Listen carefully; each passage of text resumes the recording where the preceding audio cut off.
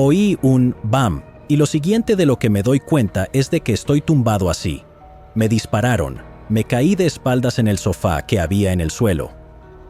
Este es Bart Whitaker de pie en el mismo lugar donde le dispararon más de un mes antes, el 10 de diciembre de 2003. La familia Whitaker acababa de regresar a casa después de disfrutar del éxito de Bart, pero no podían predecir lo que les esperaba de vuelta en casa. Sugarland 911, diga cuál es su emergencia. ¡Me han disparado! ¿A quién le han disparado? Es mi mamá, mi papá y mi hermano. Espere un segundo, señor. Línea 1. Todo lo que tenemos es un sujeto en este momento. Al parecer, han disparado a toda la familia.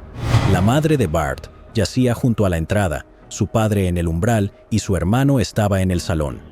Los 4 recibieron disparos, pero 2 acabarían muriendo.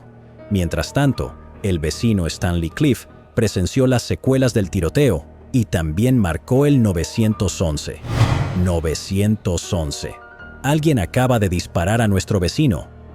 ¿A quién han disparado? Tricia y Kent. ¿Quién les disparó? No lo sabemos. Alguien con la máscara. ¿Qué tipo de heridas tienen? No lo sé. Les acaban de disparar. Como la asistencia estaba en camino, Stanley aplicó presión sobre la herida de Kent Whitaker, pero todo lo que Kent consiguió decir fue una advertencia. ¡Huye! ¡Vete de aquí! Él todavía puede estar dentro. ¿Quién era él? ¿Y cuál fue el motivo de este tiroteo? Norman Kent Whitaker y Patricia Whitaker se habían conocido en una cita a ciegas a los 20 años. Ambos sintieron una fuerte conexión que fue más allá de una simple cita y acabó en un feliz matrimonio en un par de meses. Kent era controlador en una empresa familiar y Patricia, a la que llamaban Tricia, era profesora de primaria. El 31 de diciembre de 1979, dieron la bienvenida a su primogénito Thomas Bartlett Whitaker, conocido por todos por su Bart. Eso fue solo el comienzo de lo que llegaría a conocerse como una familia vibrante, sana y cariñosa. Bart creció hasta convertirse en un joven prometedor. No solo le iba muy bien en la escuela, sino que también poseía un peculiar sentido del humor. Uno de los lazos más fuertes en la vida de Bart era su padre Kent. Incluso participaban en eventos organizados de ciclismo. Bart era estudiante universitario en la Sam Houston State University. Su familia estaba orgullosa de él y no dudaba en demostrárselo a menudo, ya fuera con palabras o regalos. Se convirtió en hermano mayor de Kevin, quien nació el 19 de marzo de 1984. Bart y Kevin crecieron juntos y eran tan fraternales como podían serlo. ¡Feliz Navidad! Sí, Kevin, mira lo que te dieron. Veo uno justo aquí. Ya lo tengo. Con solo 19 años, Kevin mostraba a menudo un fuerte sentido de la madurez. Siendo el más sensible de los 2 hermanos, se enfrentaba a injusticias sin dudarlo, pero también era el que perdonaba rápidamente. El 10 de diciembre de 2003, Bart había llamado a su madre para decirle que había hecho su último examen final y que estaba a punto de graduarse, a lo que Tricia le habría expresado a Bart lo emocionada estaba, tanto que podría dar saltos de alegría.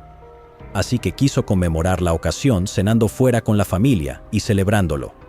Y para hacer lo antes mencionado, por la noche, los 4 miembros de la familia condujeron durante unos 10 minutos desde su casa en la subdivisión de Sugar Lake hasta la cercana Stafford para cenar en el popular restaurante de marisco Papadó. Era una noche feliz para los Whitaker.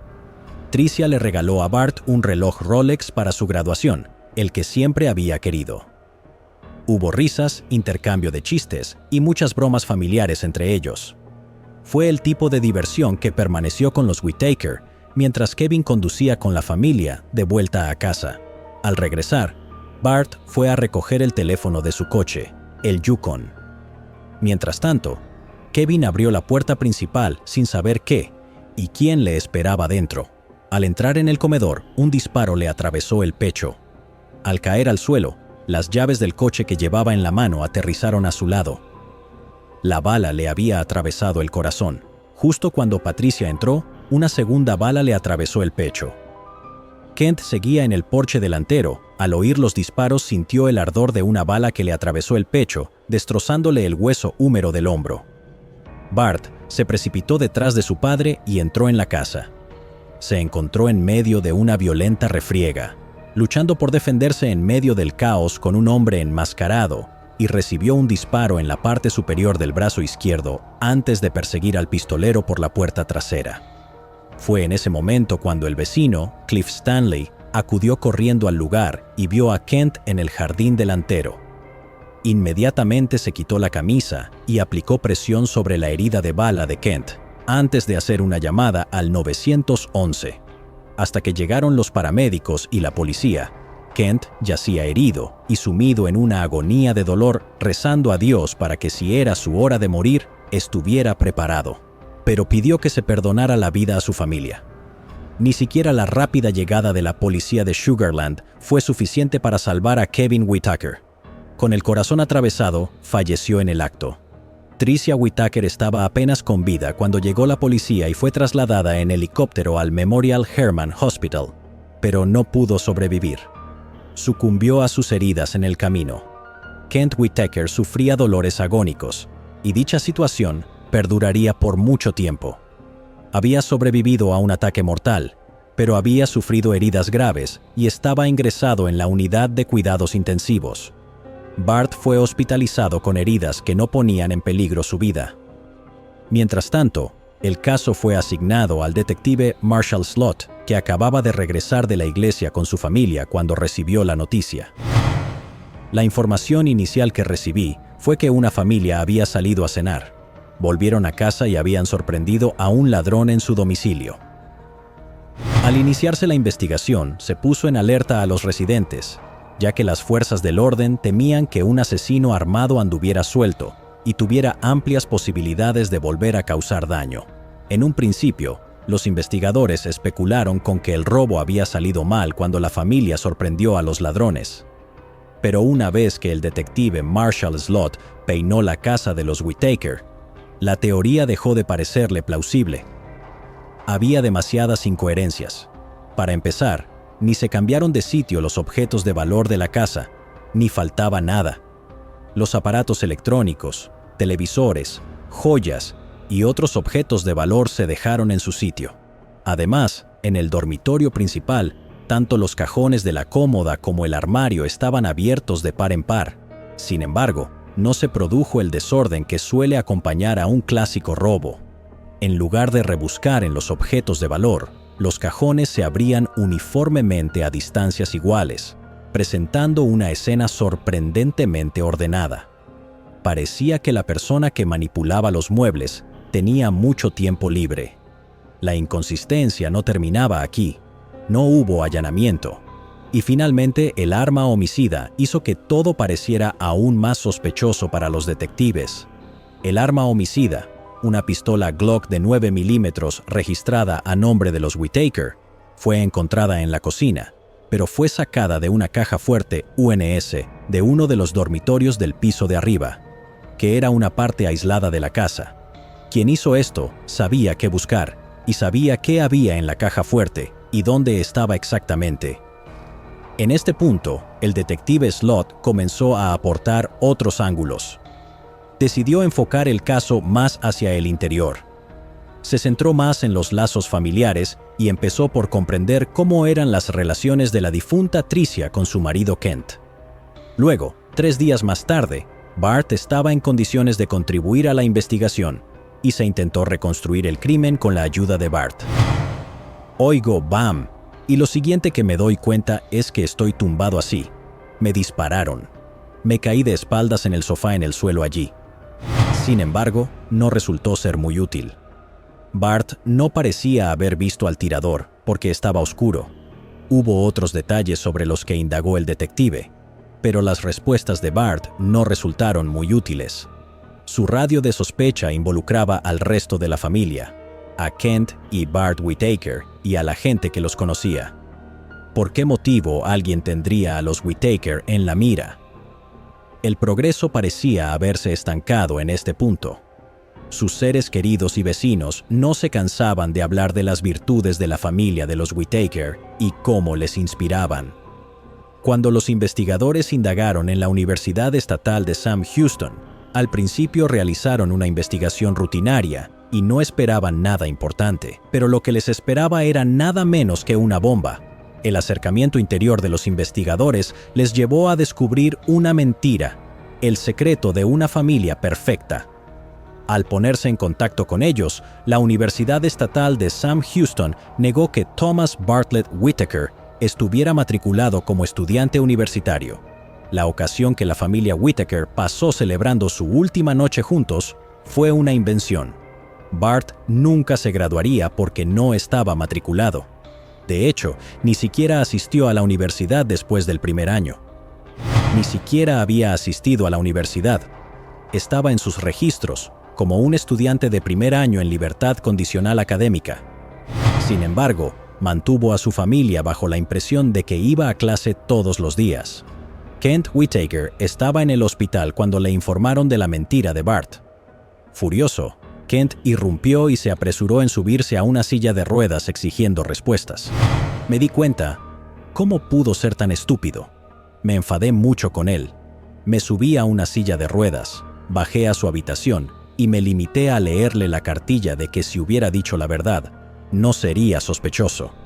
Cuando se enfrentó a las mentiras, Bart le contó a su padre todo lo que le había dicho a los investigadores. Bart respondió que no deseaba decepcionar a su familia, que estaba agobiado por el estrés de la escuela y que necesitaba desesperadamente un descanso. Deseaba ayudar en el trabajo y planeaba recuperar los estudios en primavera. Pero parecía que los investigadores solo tenían un atisbo de lo que se escondía tras la idílica superficie de la familia Whittaker. Se necesitan defectos ocultos para ser perfecto, y el padre guardaba alguna historia inquietante. El cariño hacia la familia Whittaker se entiende mejor por el número de personas reunidas el día del funeral de Kevin y Tricia Whittaker. Más de 1000 personas se reunieron para rezar por la paz de las almas difuntas. Sin embargo, el detective Marshall se quedó observando, preguntándose si una de estas tristes personas sería el asesino enmascarado de Kevin y Tricia. La policía intentaba hacer un perfil del asesino. En la primera llamada a la policía, Bart sugirió que el enmascarado podría haber sido negro, pero Kent le había dicho que podía haber piel blanca alrededor de los ojos del pistolero enmascarado. Tras el funeral, los investigadores consideraron indispensable investigar los antecedentes de Bart. Su historia no se ajustaba a la realidad una vez y no iban a dejar margen para que eso ocurriera 2 veces. Una pequeña búsqueda de antecedentes desenterró nuevos acontecimientos. Bart tenía un cargo penal de cuando tenía 17 años. Estudió en el Clements High School, donde en 1997 planeó 7 robos e incitó a otros jóvenes amigos a cometerlos. Fue también la época en que sus padres le habían comprado varios vehículos de lujo. Esta condena hizo que expulsaran a Bart de su instituto. La familia Whittaker, especialmente Tricia, mostró gran alegría por la supuesta graduación de Bart, debido a que su educación inicial había sido difícil. En la búsqueda de antecedentes de Bart Whittaker habían surgido varias revelaciones, pero el descubrimiento más inquietante estaba a punto de producirse. Los investigadores se toparon con un informe de 2001 archivado en el Departamento de Policía de Waco. La denuncia fue realizada por una mujer que había oído por casualidad a Bart hablar de matar a su padre con sus amigos. Tras la denuncia, los agentes de policía del departamento de Waco se habían esforzado por visitar a los Whittaker, informándoles de la conversación que había mantenido Bart. Sin embargo, en el informe se afirmaba que a Kent y Tricia les parecía inconcebible la idea de que Bart planeara matarlos y que se trataba de una amenaza vacía proferida por un hijo enfadado. Pero la policía no estaba tan ansiosa por desechar esta información como lo habían estado los padres de Whittaker en el pasado. En ese momento, Bart y Kent se habían recuperado y regresado a su casa familiar en Sugarland. A medida que la investigación se iba estrechando en torno a Bart, los investigadores le visitaban o le traían con regularidad. Ya no era un secreto quién era el principal sospechoso de la policía. Kent solía decir a la policía que estaban equivocados en su enfoque. Según él, Bart era víctima de un crimen atroz y la policía tenía prejuicios contra él por sus errores pasados. A pesar de lo que Kent creía, las pruebas contra Bart seguían acumulándose y los secretos de la familia de los suburbios seguían derramándose como si nunca fueran a cesar. Una noche, sobre las 11:30, un hombre visitó el departamento de policía. Deseaba hablar con el detective que llevaba el caso de Whittaker, mientras esperaba en la oscuridad del aparcamiento. Al ver la ranura del detective Marshall, el desconocido les dijo que tenía información crucial sobre el caso. El hombre se presentó como Adam Heap y le dijo al detective que Bart Whittaker se le había acercado años atrás y le pidió ayuda para matar a su familia. Al final de esa conversación, señalaron definitivamente a Bart Whittaker de tener alguna mano en la planificación y realización del tiroteo a su familia. Adam Heap fue compañero de cuarto de Bart en la universidad. Durante ese breve periodo en el que compartió habitación con Adam, Bart había sugerido matar a su familia en 2001. Además, le dijo a Adam que heredaría la costosa propiedad familiar y una póliza de seguros que rondaba el $1.000.000. Bart incluso llegó a ofrecer a Adam un bacalao si accedía a apretar el gatillo. El detective preguntó a Adam si podía dibujar un mapa del plan detallado que Bart compartió con él, incluyendo los detalles de la posición física en cuanto a dónde se suponía que debía esconderse cuando entrara la familia, etc. Adam respondió que podía y así lo hizo. El diagrama conmocionó a los detectives. Este mapa era exactamente lo que ocurrió el 10 de diciembre de 2003. Era un plano de los asesinatos. La policía tenía una historia sólida. Adam Heap e incluso describió el truco de Bart para engañar a la policía recibiendo un disparo en su propio brazo. Entre otros muchos detalles, existía la posibilidad de que Bart supiera lo que le esperaba a su familia en casa cuando lo celebraban en el restaurante. Sin embargo, las pruebas para presentar cargos aún no existían. El detective Marshall seguía conversando con Bart. Le enseñaba el vídeo de la policía intentando unir pequeñas piezas de la escena del crimen. Durante estas conversaciones, estaba claro que Bart estaba bajo sospecha. Sin embargo, parecía sereno y trató de ayudar a los investigadores. Parecía no tener nada que ocultar. Sin embargo, a Marshall le molestaba que Bart fuera siempre demasiado impreciso en cuanto a detalles como la dirección hacia la que corrió y la distancia que le separaba del tirador. Según los detectives, Bart no recordaba los detalles que debía. La policía necesitaba más, y por eso ideó un plan. Adam Heap llamó a Bart Whittaker y sacó el tema del asesinato de los Whittaker. La policía estaba grabando la llamada. Me contó cómo mataron a tu madre y a tu hermano y cómo dispararon a tu padre y a ti. Todo eso era muy parecido a lo que era uno de nuestros planes. Adam, deja de decir nuestros planes. Vale. No lo era, así que deja de decir eso. Está bien. Sin embargo, Bart no admitió haber matado a su familia ante Adam Heap. Más bien mencionó a un antiguo compañero de piso, Chris Brashear. Los investigadores indagaron un poco y obtuvieron lo que llaman una muestra de olor de un club de campo en el que Brashear y Bart solían trabajar. Dejaron que los sabuesos olfatearan la muestra y las pruebas que recogieron de la casa de Whittaker. Los perros identificaron el olor de Brashear en los cajones del dormitorio principal de la casa de Whittaker y en el arma homicida, la pistola de Whittaker. A raíz de esto, Chris Brashear se convirtió en el principal sospechoso para la policía y fue llevado a un interrogatorio. Le pidieron que explicara dónde se encontraba la noche del tiroteo. Brashear les dijo que estaba en el Hooters con otro compañero de piso, Steve Champagne, y la novia de Champagne. Champagne era un marine estadounidense. Cuando lo detuvieron, al principio negó saber algo del tiroteo, pero los detectives encontraron la manera de meterse en su piel. No le dejaron marchar hasta que la conciencia empezó a acusarlo. Fue el primero en quebrarse. Su historia empezó a cambiar poco a poco. Se sinceró sobre su papel el día del tiroteo. Llevó a Brashear a la escena del crimen. Aparcó a 2 manzanas y Brashear fue a casa de Whitaker. Esperó a que entraran y cuando lo hicieron, los mató. La historia de Champagne llevó a los detectives al lago Conroe, donde iban a encontrar un tesoro de pruebas. La noche del crimen, se tiró una bolsa al lago. Se llevó a cabo una búsqueda para pescar la bolsa. Cuando los buzos la encontraron, era lo más cerca que la policía se sentía de una pista concreta. No se equivocaban.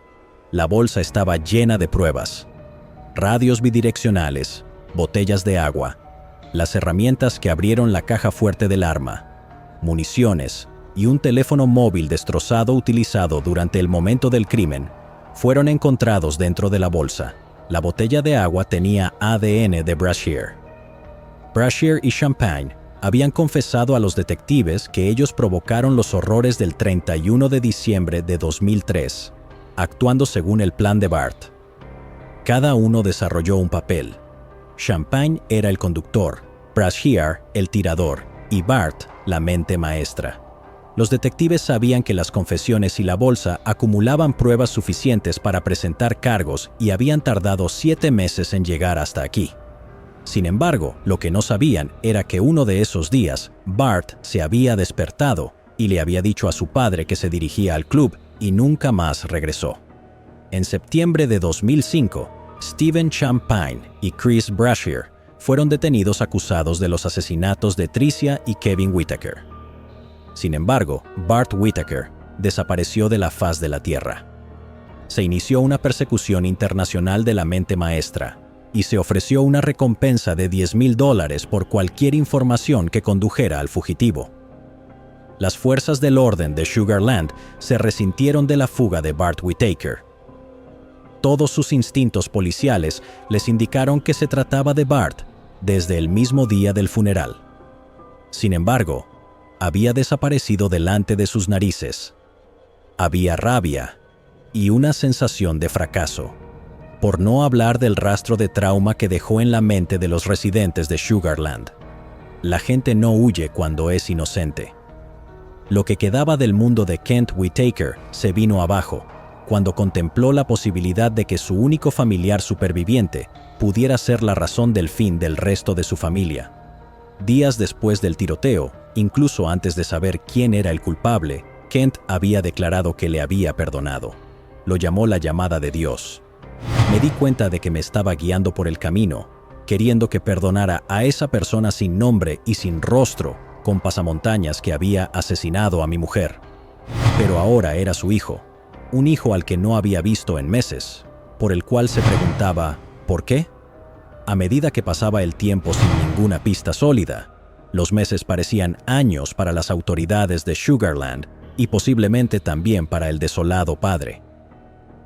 Finalmente, 18 largos meses después de los asesinatos, un hombre llamado Rudy Ríos llamó para decir que un año antes, un hombre había comprado su identidad por $3,000 y se había dirigido a México. Rudy Ríos no pudo delatar su codicia por $10,000 y delató a Bart. Y el hallazgo dio sus frutos. El 24 de septiembre de 2005, en un hecho dramático, Bart fue encontrado, detenido y extraditado a Estados Unidos para ser procesado. Fue acusado de asesinato. El padre de Bart le visitó, separado por una pared de cristal. Kent observó que Bart parecía estar bien, a lo que Bart respondió afirmativamente. Sin embargo, a continuación admitió ante su padre que todo había sido culpa suya y expresó un profundo remordimiento. El juicio comenzó 2 años después, en 2007. El jurado declaró a Bart culpable de planear los asesinatos a sangre fría de su familia con la codicia como motivo subyacente. En cuanto a la pena, tras 10 horas de deliberaciones, el jurado consideró que el crimen era lo suficientemente inhumano como para que Bart recibiera nada menos que la pena capital. Estaba previsto que Bart muriera el 22 de febrero de 2018 a las 6 de la tarde mediante una inyección letal. Generalmente, las historias terminan aquí, pero esta no.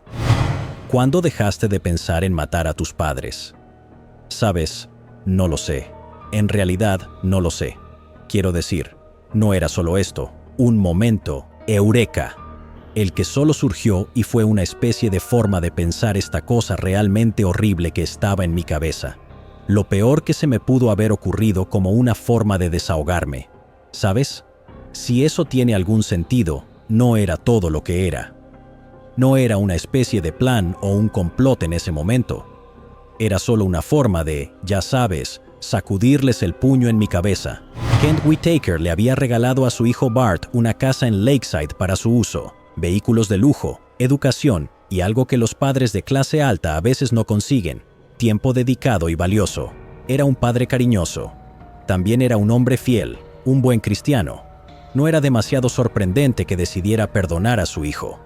Pero lo verdaderamente impactante de la historia fue que Kent Whitaker lucharía apasionadamente y con todas sus fuerzas durante los 10 años siguientes para conmutar la pena de muerte de Bart Whitaker por cadena perpetua. Ya casado de nuevo y con más de 60 años, Kent Whitaker presentaba alegatos, hacía apariciones públicas, escribía solicitudes y hablaba con la fiscalía sobre por qué consideraba que Bart era apto para obtener clemencia. Kent se opuso a la pena capital para su hijo, alegando que Bart era la única familia que le quedaba y que matarlo sería como repetir el trauma por el que ya había pasado. A medida que se acercaba el día de la ejecución, Kent Whitaker se preparaba para estar en la misma sala donde iba a tener lugar. Decía que no quería estar allí, pero lo haría porque quería que Bart supiera que alguien se preocupaba por él y que no podía dejarle morir solo con sus malas decisiones. Para conmover a la sentencia y a las autoridades, a menudo explicaba lo mucho que había cambiado Bart, que había tomado clases de control de la ira y de religión. Terminó su licenciatura y estuvo a punto de terminar también su máster. Perdonó a todos los implicados en los asesinatos. Kent Whitaker luchó hasta agotar todas sus opciones legales. La última fue una petición pública por escrito a la Junta de Indultos y Libertad Condicional de Texas. El día de la ejecución, a Bart Whitaker le sirvieron su última comida: enchiladas de pollo, arroz, frijoles y vegetales. Kent Whitaker fue a ver a Bart por la mañana. Ambos se quedaron allí, se tocaron las manos a través del cristal y se despidieron. Más tarde, unos 40 minutos antes de la ejecución, la familia se reunió en la sala de ejecución y se cogieron de la mano preparándose para darse el último adiós. Fue entonces cuando el abogado de Bart, Keith Hampton, llamó a Kent. Al borde de la ejecución de la pena capital, Keith había llamado a Kent para decirle que tenían la orden de conmutación. Abbott, un republicano en el estado de Estados Unidos que lleva a cabo la mayoría de los castigos capitales, tuvo la opción de rechazar o aceptar el voto de la Junta.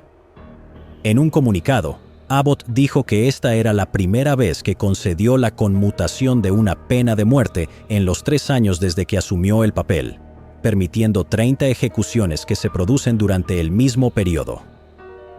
Kent Whitaker, un hombre profundamente religioso, creía en los milagros del perdón y casi manifestó uno en una súplica aparentemente desesperada. Porque, ¿quién habría esperado de otro modo que un hombre posara para las fotos con quienes le admiraban, solo para orquestar sus muertes poco después? Toda la historia estaba llegando a su fin. Se planeaba eliminar a 3/4 partes de la familia y ahora, la mitad descansaba en paz. Bart estaba recluido sin esperanza de libertad condicional. Pero había varias personas que estaban seguras de que algo andaba aún más mal con Bart Whitaker que un hombre que asesinó a su familia. Un psiquiatra, Hallowell, sugirió que Bart era una persona con un sistema nervioso totalmente diferente. Algo estaba mal con el cableado, porque los sociópatas generalmente crecen con eventos extremadamente traumáticos, pero Bart creció en un hogar seguro y amoroso. Percibió un rechazo que nunca existió. Lo que hizo estaba en su ADN. Pero no mostró casi ninguna emoción. Era casi como si dijera las palabras en voz alta. Era escalofriante. Me quedé alucinado. Aquí está este joven que ha hecho no la peor cosa que una persona puede hacer. y es como si estuviera hablando del tiempo. Algunos casos se cierran en los documentos solo para abrirse en la mente. El daño causado por este caso fue irreparable. Tricia y Kent eran como segundos padres para muchos en su comunidad, un sistema de apoyo, lo que hace aún más retorcido que su propio hijo se volviera contra ellos. Los momentos de un padre y un hijo dando vueltas y hablando hasta que se ponía el sol, una madre que saltaba de alegría por el pequeño éxito de su hijo, y un hermano pequeño con sus sueños, aspiraciones y una gran carretera por delante. Todo se truncó, para no volver jamás. El caso sirve de sombrío recordatorio de lo mucho que pueden pesar las malas decisiones. Es una dura lección sobre cómo el desconocimiento de lo que ocurre con las personas que nos rodean puede dejar un dolor duradero. Decidir si aplicar la pena de muerte o la cadena perpetua es difícil. Algunos dicen que disuade a los delincuentes más peligrosos, pero otros, como Kent Whitaker, piensan que la cadena perpetua es mejor. Todo se reduce a lo que la gente cree y a las leyes vigentes.